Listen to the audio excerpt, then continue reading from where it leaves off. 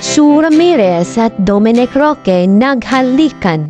Welcome to Showbiz Updates! It's Chika time! Now na! Usap-usapan ngayon ang video na naghalikan si Sue Ramirez at Dominic Roque. Lingid sa kaalaman ng lahat na hiwalay na si Sue Ramirez at ang kanyang long-time boyfriend na si Javi Benitez. Gayon din si Dominic Roque at Bea Alonzo. Kaya naman usap-usapan ngayon na may relasyon na ang dalawa. Nakuhanan nga ng video ng isang netizen ang paghalik ni Sue Ramirez kay Dominic Roque. Ayon nga sa mga netizens na deserve ni Sue at Dominic ang isa't isa. Lalo na't pareho naman silang single.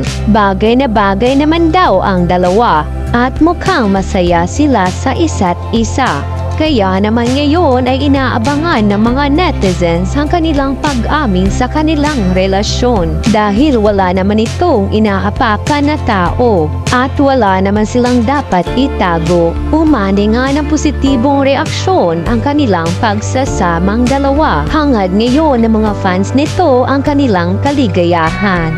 Gayun pa man ay inaabangan ngayon ng mga fans ni Sue Ramirez ang mga proyektong gagawin nito dahil matagal-tagal na rin itong hindi nakikita sa mga palabas. Hindi mapagkaila na si Sue Ramirez ay isa sa pinakamagaling na aktres, kaya naman inaabangan talaga ang mga proyektong gagawin nito. Kung kayo ang tatanungin, sa tingin ninyo may relasyon na ba si Sue Ramirez at Dominic Roque? Just comment down below!